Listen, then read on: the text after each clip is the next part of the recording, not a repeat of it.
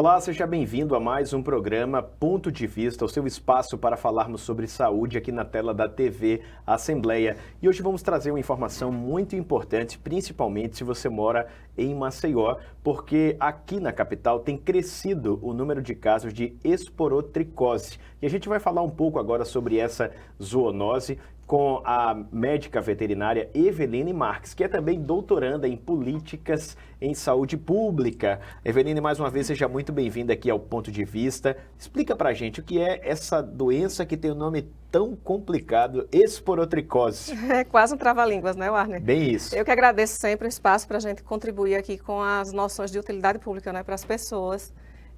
Esporotricose é uma micose, é uma doença dermatológica. Ela tem manifestação na pele, tanto em pessoas quanto em animais. São pequenas feridas que têm uma demora para cicatrizar, que é a primeira sinalização aí que nos dá de suspeita, né? É causada por um fungo, um micro-organismo que é natural do meio ambiente. Então, nós estamos falando de uma situação em que um micro-organismo se desenvolve em alguns solos, em alguns troncos de árvores, em algumas vegetações envelhecidas.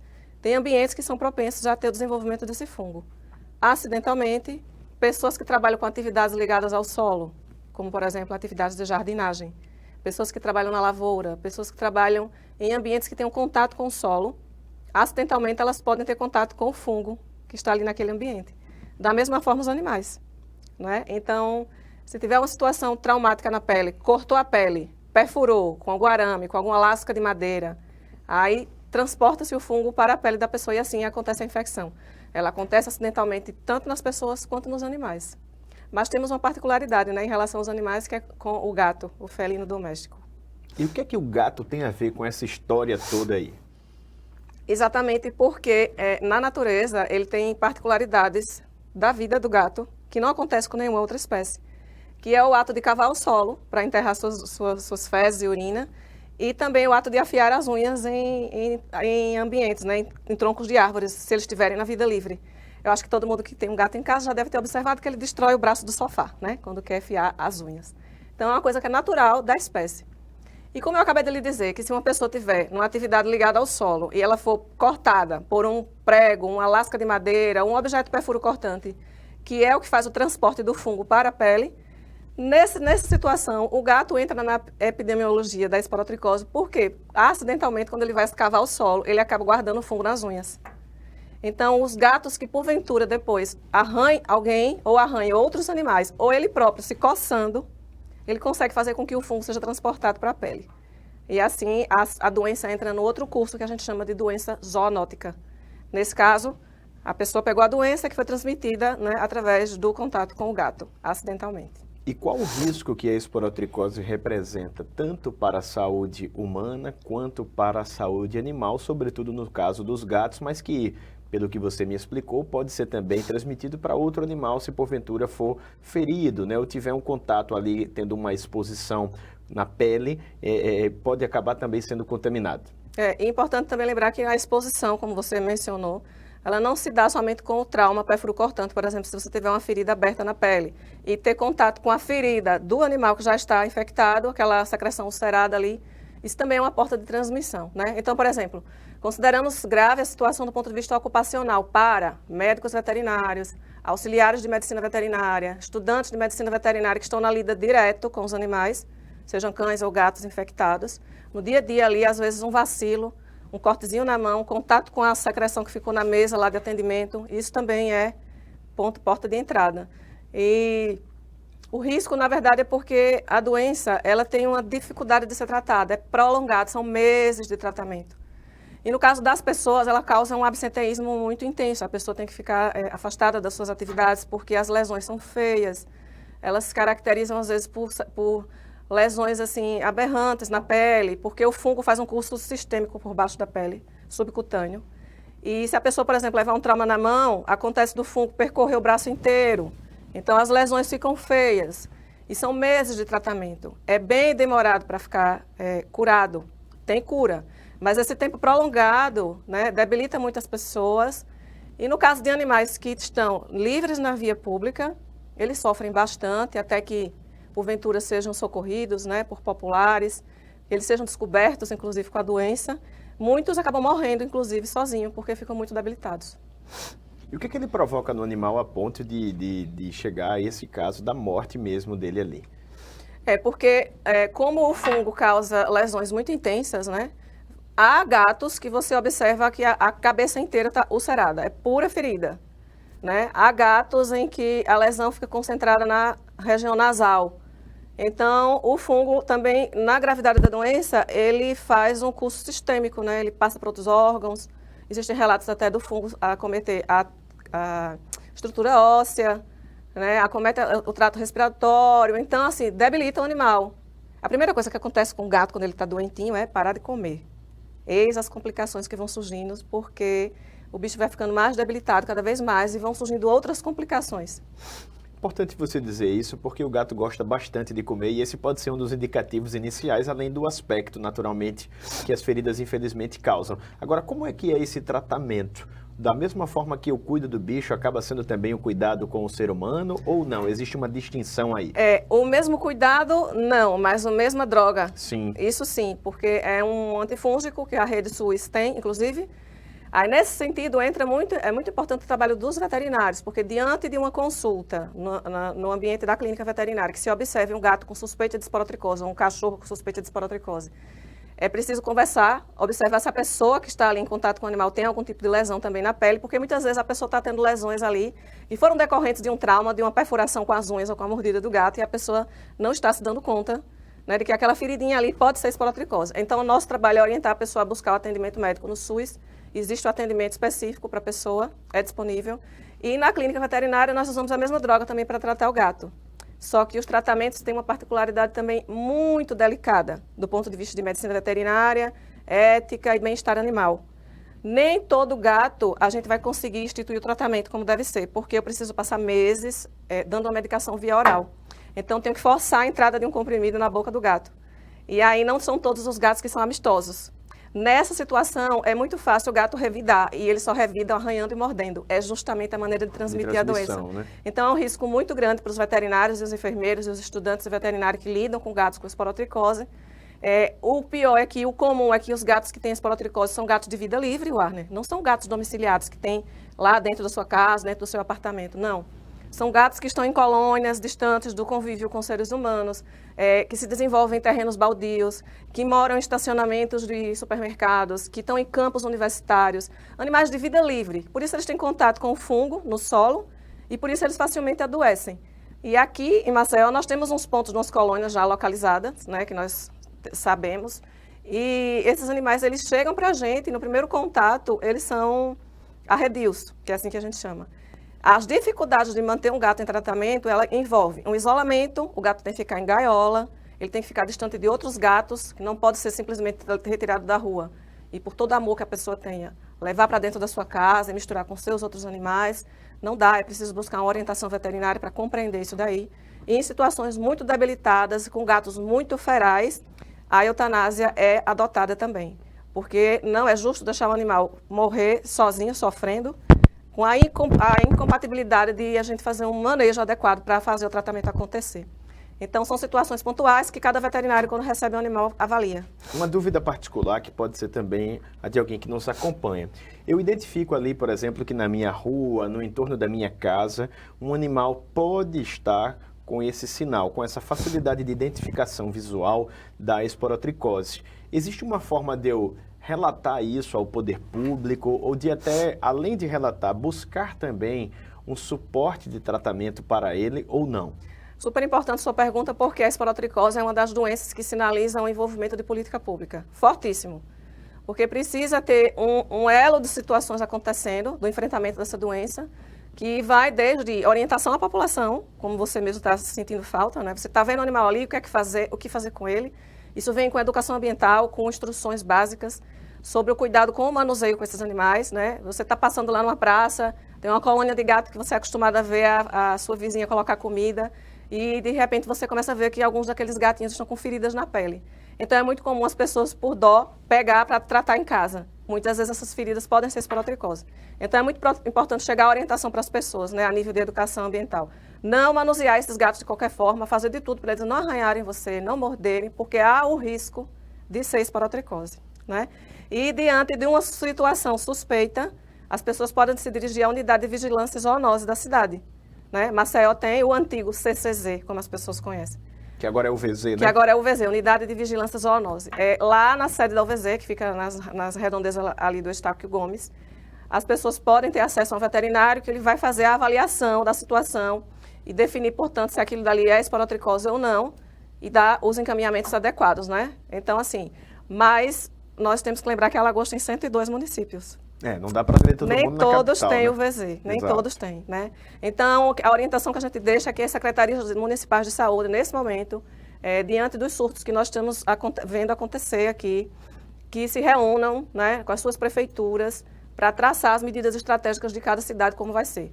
Porque os animais, eles a todo momento podem aparecer, né? As pessoas podem identificar aquele problema e, de fato, tem que ter um apoio público nesse sentido. Você é membro da Comissão de Saúde Pública do Conselho Regional de Medicina Veterinária. Sim. Como é que está essa situação aqui em Maceió, pontualmente? Eu queria só esclarecer, porque a gente fala tanto de pandemia, e talvez alguém não saiba que pandemia é uma classificação pelo alcance que aquela doença tem, Isso. assim como epidemia, como surto, né? Uhum. Eu não sei se dá para quantificar e já para dimensionar o status da esporotricose aqui na capital.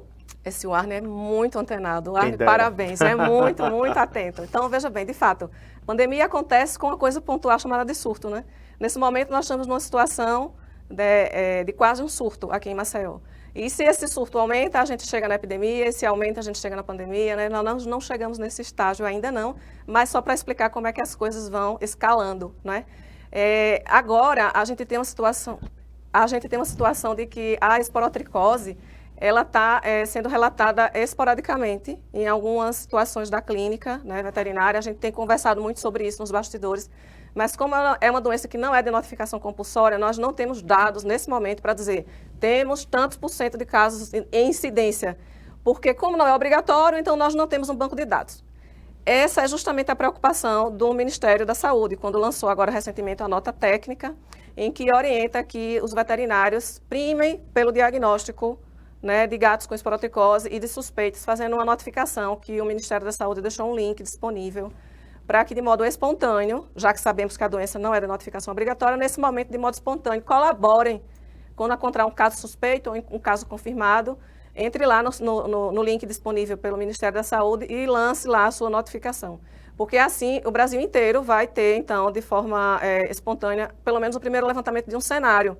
Porque nós estamos vendo relatos, em todo o Brasil, principalmente nas áreas litorâneas, de clima tropical, como é o caso da nossa cidade aqui, Sim. Maceió.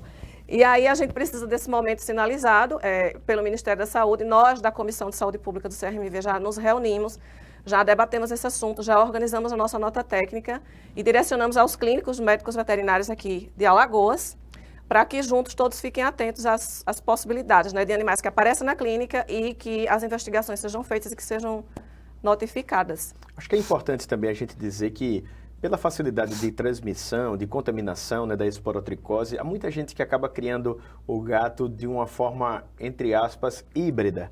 Parte do tempo do dia ali o gato fica em casa, outra parte daquele turno ele está literalmente passeando cidade Dando uma afora. voltinha. Isso mesmo. E eu vi um vídeo por esses dias na rede social de um dono de gato que teve a curiosidade de colocar um GPS ali na coleirinha que o animal utilizava e conseguiu mapear o trajeto, o percurso que ele fazia nesse passeiozinho.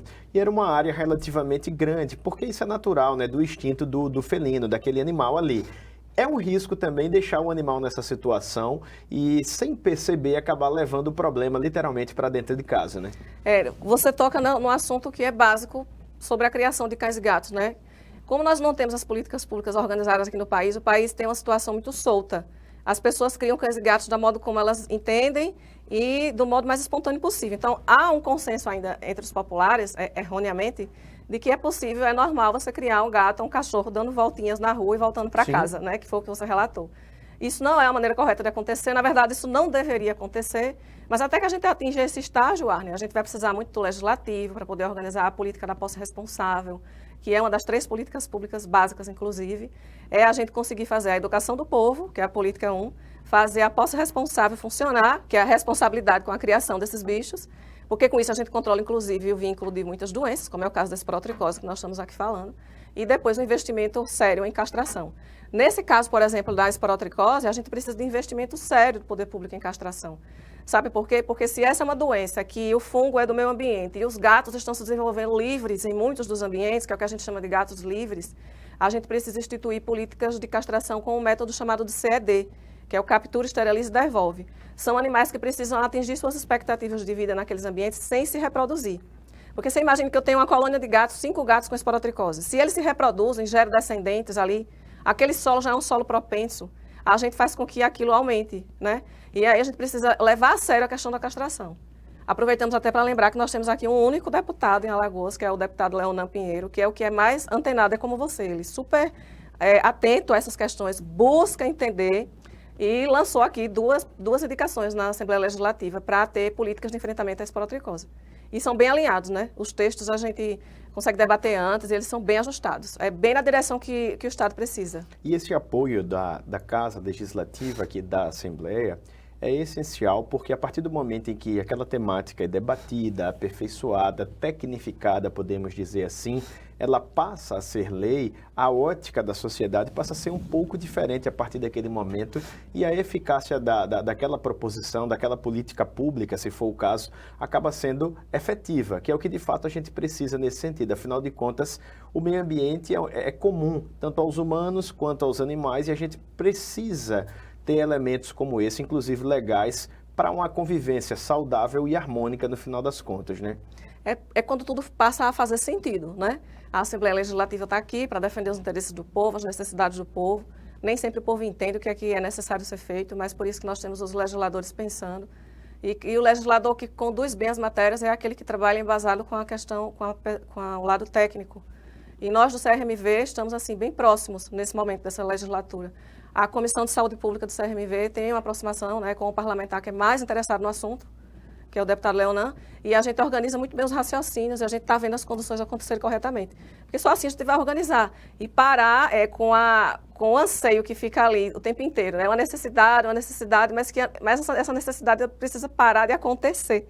Então nós precisamos legislar para fazer as coisas no executivo funcionarem. Né? Você tocou num ponto interessante que é a relevância da temática até na ótica do governo federal, já que o Ministério da Saúde também está envolvido. Como você é doutoranda nessa área, como é a ótica do governo federal e o suporte que é dado por ele nas questões relacionadas às zoonoses, à causa veterinária, digamos assim, aquilo que de fato pode prejudicar o ser humano a partir do animal ou até o contrário? Ainda há no Brasil um atraso nos entendimentos políticos em relação a essas temáticas. Quando se fala em animal, muito do entendimento que paira ainda lá no Congresso Nacional é que nós estamos nos dirigindo somente ao bem-estar do animal, o que é um erro pensar assim. Né? Nós temos aí uma quantidade enorme de cães e gatos se desenvolvendo livremente nas vias públicas, e aí a gente está aqui hoje para falar de uma doença séria, que é a esporotricose, mas nós temos várias outras, como, por exemplo, um cachorro, ele é envolvido involuntariamente em mais de 50 zoonoses, que são as doenças possíveis de serem transmitidas do cachorro para as pessoas. Isso quando eles estão desassistidos dos cuidados. Então, isso para ser resolvido aqui no país depende exclusivamente de política pública, mas para elas acontecerem depende do entendimento de que o bem-estar animal caminha lado a lado com a saúde pública. Esse entendimento ele ainda é um pouco fragilizado, Arne, lá em Brasília. Né? É por isso que nós, da área de pesquisa, precisamos ser mais enfáticos. Não podemos parar as pesquisas no sentido de esclarecer as políticas públicas e a sua necessidade. E aí, talvez por isso, o Brasil ainda não tenha uma política séria de castração, como outros países têm, um orçamento reservado para isso. Esse ano é que nós estamos ouvindo falar muito mais sobre essa necessidade. Veja, em 2023, nós ainda estamos discutindo se o Brasil tem ou não tem um dinheiro separado para castração a nível federal e está no campo das discussões, enquanto em outros países há muitos anos, por exemplo, desde 2017, que Portugal tem um dinheiro separado para castração. A gente tem uns exemplos acontecendo aí e são exemplos possíveis, né? A gente espera que isso avance para melhorar. Eu sempre digo que o animal em situação de rua, ele sofre muito, não é? Porque fica exposto a todos os perigos naturais, como, por exemplo, até uma briga com um outro animal, é uma coisa instintiva. As próprias doenças particulares de cada animal, as zoonoses, né, que são aquelas doenças que podem ser transmitidas pelo animal para a pessoa. à fome, ao frio em algumas determinadas situações, ao calor excessivo em outras, e a ausência de políticas públicas acaba agravando toda essa realidade. É, por exemplo, perceptível, muitas vezes, o problema que o animal causa quando ele atravessa uma pista tentando sair de um lado para o outro e acaba sendo atropelado, morrendo, prejudicando também um ser humano. E como é que a gente pode dizer que está essa situação hoje aqui na ótica do Conselho em Maceió? A situação dos animais em situação de rua é muito grave, a gente tem um número muito grande, ele tem diminuído com algumas iniciativas, a exemplo da castração, né, que é ofertada nos castramóveis. A situação como um todo aqui em Alagoas, ela ainda também caminha em atraso, porque você imagine que quando se criou a rúbrica orçamentária para os castramóveis, por exemplo, em 2017, pelo ministro da Saúde, Ricardo Barros, aqui em Alagoas foi o último estado da região Nordeste a se envolver com essa política, né, que é a base. Quanto menos animais nascem, menos problemas nós teremos, tanto do bem-estar animal quanto da questão sanitária. Isso ainda está atrasado. Mas o bom é que a gente tem, por exemplo, Maceió, dando um exemplo até para o Estado, porque foi criada a primeira Secretaria de Bem-Estar Animal, ou seja, uma secretaria para pensar e executar esse tipo de serviço, para esse tema específico. Nunca houve. É a primeira vez que isso está acontecendo. Eu estou muito feliz em fazer parte, inclusive. E a gente está conseguindo fazer já funcionar as 3 políticas públicas básicas, que são a educação ambiental, a castração e a posse responsável, que é a questão da microchipagem desses animais. Nós encontramos um cenário que está acontecendo, muito dele precisa ser melhorado, nós vamos melhorar, inclusive, para ampliar. Agora, a questão do CRMV, pontualmente, como você me pergunta, o Conselho Regional de Medicina Veterinária ele tem uma função específica, que é fiscalizar a atividade dos profissionais da medicina veterinária aqui, para que eles prestem um bom serviço para a sociedade. E também trabalhar na forma de consultoria, né? É um órgão consultivo. Por exemplo, o legislativo que quer elaborar uma pauta, tem o CRMV para ir lá consultar o que é o correto para ser feito, e nós estamos nesse sentido também para assessorar. Sabemos que o cenário é complicado, não dá para ter, nesse número como você pede, assim, quantos animais estão em situação de rua. Porque, de fato, é muito difícil fazer esse levantamento, porque, assim, né? o animal em situação de rua, ele é aquele cenário que você mesmo falou aqui no princípio. Às vezes o animal ele tem um dono, ele tem uma residência de vínculo, mas ele passeia na rua. Então, esse mesmo animal que você visualiza ali na praça, ele tem uma casa. Então, é o jeito do brasileiro criar que nos confunde, que faz com que a gente, às vezes, entenda erroneamente de que a rua está cheia de cachorro morando na rua e que são de rua. E isso não constitui uma realidade, porque é a forma de criação do brasileiro. Até que isso mude, até que a gente consiga mudar a cultura do brasileiro, vai levar um tempo.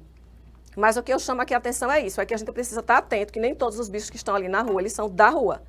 Eles estão apenas sendo criados numa situação irregular. Ele tem uma casa para dormir, ele tem uma casa onde a pessoa vai lá e dá comida boa. Se você observar os cães que estão às vezes numa praça, eles estão todos em condição corporal boa. Quer dizer que eles não passam fome. Sim. Eles têm o posto correto da vida deles, mas infelizmente o jeito de criar é esse, né? Livre na rua. Aí acontece a situação do atropelamento, que você bem frisou aqui, que acaba onerando também o serviço público de saúde. Porque imagina o que custa um motoqueiro que foi atropelado acidentado, porque foi desviado de um cachorro. Isso acontece constantemente no Brasil. O cachorro está atravessando a via, o carro vai frear bruscamente, outros batem atrás. E vários outros acidentes acontecem, né? Não só com cães na rua, mas com cavalos também, né? É uma situação muito porque delicada. Porque não era né? para eles estarem livres na via pública como eles são. É a realidade que o Brasil tem para corrigir nos próximos anos. Gatos, por exemplo, que não são castrados, podem estar mais suscetíveis, por exemplo, à contaminação por esporotricose, não? Sim, o gato que não é castrado, e principalmente o macho, falando do gato mesmo, na epidemiologia da esporotricose, é o animal que mais se infecta com esporotrix. Porque também, particularidade da espécie, o gato ele disputa muito, eles brigam, briga física, corporal, em disputa pela fêmea. E como a situação é de um fungo que está no ambiente, e gatos que estão livres no ambiente, disputando fêmeas, eles estão constantemente brigando. Então, os gatos fazem aquele somatório de particularidades que, infelizmente, dá o azar, né, para o gato, só para dar uma leveza aqui para a história. O gato cava o solo para esconder suas fezes, para ele não ser descoberto pelos outros predadores. Aí ele guarda o fungo nas unhas, acidentalmente. Aí ele vai brigar com outro macho para disputar uma fêmea. Aí ele transmite o fungo para aquele outro gato. E eles se auto-inoculam. Então, a gente tem gatos de vida livre se reproduzindo com esporotricose num solo onde é propenso ao desenvolvimento desse fungo. Muitos desses gatos vão a óbito naquela colônia mesmo ali onde eles vivem, porque eles sequer recebem uma assistência. pela situação, como é o contexto. E o gato com esporotricose, quando ele vai a óbito, se ele for mantido no solo, ou se ele for enterrado por alguém, o que a gente faz, na verdade, é potencializar o fungo naquele solo. Então, é por esse motivo que nós temos alguns bairros e algumas cidades com maior índice de esporotricose. Por quê? Nós temos esse somatório de coisas. O animal de vida livre que adoeceu, que foi enterrado ali naquele local. Então, a gente orienta, aproveita até aqui o Arne para falar. Se você tem um gato que tem uma suspeita de esporotricose e que ele, porventura, venha a óbito, é importante você se dirigir à unidade de vigilância zoonose da cidade, porque o correto, ou você também contratar um serviço de funerária particular, que tem nas clínicas particulares, para esse animal ser incinerado. Ele não pode ser enterrado no jardim de casa, como muita gente quer fazer, às vezes, pelo sentimentalismo que tem com o bicho, né? Pode estar enterrando ali também um problema que vai acabar se perpetuando. É como se fosse uma semente. Você vai plantar no seu solo o fungo. E aí aumenta a quantidade. E é importante a gente dizer que o gato não é o problema. Ele é um acidente nesse circuito aí todo. Mas é um acidente que, assim, exige de nós um esforço muito grande, muita preocupação. Porque uma vez adoecido, né, como as pessoas têm um vínculo muito forte, né, de sentimento com os bichos, é onde entra os problemas para as pessoas, porque a gente se aproxima e a gente se aproxima do risco, né?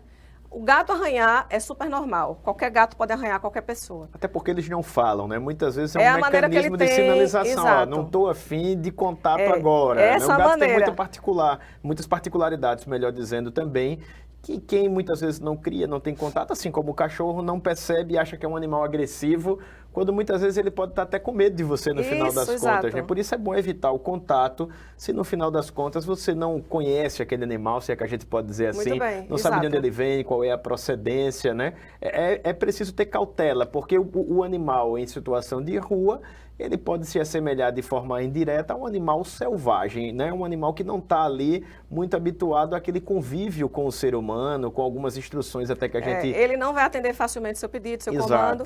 Então, aquele aviso que nós deixamos, né? Se você vê gatos que estão em situação de feridas na pele, em vida livre, quer ajudar, naturalmente o brasileiro faz isso muito, né? E nesse ato de querer ajudar, foi o que fez a epidemia acontecer no Rio de Janeiro, com esporotricose. Eu dei uma estudada não só no Rio de Janeiro, mas em praticamente toda a região sudeste, né? O Rio de Janeiro é muito especial na minha vida. Toda vez que nós estamos estudando alguma coisa em relação à zoonose, o Rio de Janeiro está lá com uma grande simbologia. Eu sempre me deparo com bons artigos e boas pesquisas que são desenvolvidas no Rio de Janeiro. Lá tem um trabalho muito forte desenvolvido com a Fiocruz em relação à esporotricose. Porque foi traçado, inclusive, o perfil dos gatos e das pessoas que se infectam. Dos gatos, como você falou, é o macho. Porque o macho de vida livre, que briga e que se arranha os outros e fica doente mais fácil. E no caso das pessoas, são as mulheres, numa faixa etária de 40 a 50 anos, que são mulheres que gostam muito de animais, são intituladas de protetoras independentes e que querem fazer aquele trabalho simbólico de ajudar o bichinho que encontrou na via pública doente com feridas na pele. Esse ato de pegar fez com que muitas mulheres fossem arranhadas e mordidas e por isso a doença aumentou em proporções em muitas pessoas. Então, a gente, para não chegar no estágio de epidemia, a gente faz aqui sempre o alerta. Quer manusear o gato, esse é o conselho mais importante que a gente pode deixar hoje aqui, Arne, desse nosso programa.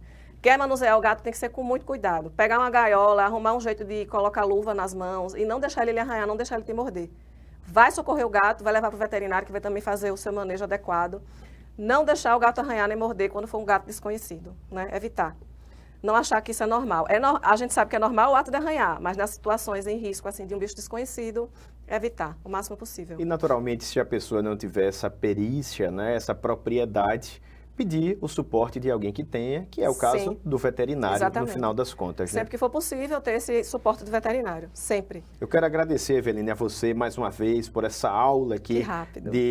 Passa rápido no final das contas, né? Mas é sempre bom a gente tocar em temáticas que estão em alta e que dizem respeito à saúde pública de forma geral. Em nome de todos aqui da TV Assembleia, eu agradeço. Parabéns a você pelo trabalho, ao Conselho Regional também de Medicina Veterinária, que muito tem contribuído para que a gente possa ficar seguro com a nossa saúde em dia e que a gente também não interfira na vida dos bichinhos que tanto nos alegram, né? E a você que nos acompanha, eu reforço que esse programa fica disponível no nosso canal do YouTube. Você pode compartilhá-lo a partir do link que é disponibilizado lá, até pelo WhatsApp mesmo, para fazer com que essa informação circule dentro do seu grupo de interesse, para aquela pessoa que é cuidadora, para aquela pessoa que gosta muito dos bichinhos e para todos, porque no final das contas o contato com ele naquela condição pode te trazer um prejuízo. E aqui a gente já sabe que pode contar com o apoio de uma entidade respeitada, que é o Conselho Regional de Medicina Veterinária. Se você precisar notificar, precisar de esclarecimentos, pode entrar em contato com eles para que possa estar, então, aí munido das informações essenciais para a garantia da sua saúde e para também a garantia da saúde animal. Muito obrigado pela sua companhia e até o próximo programa.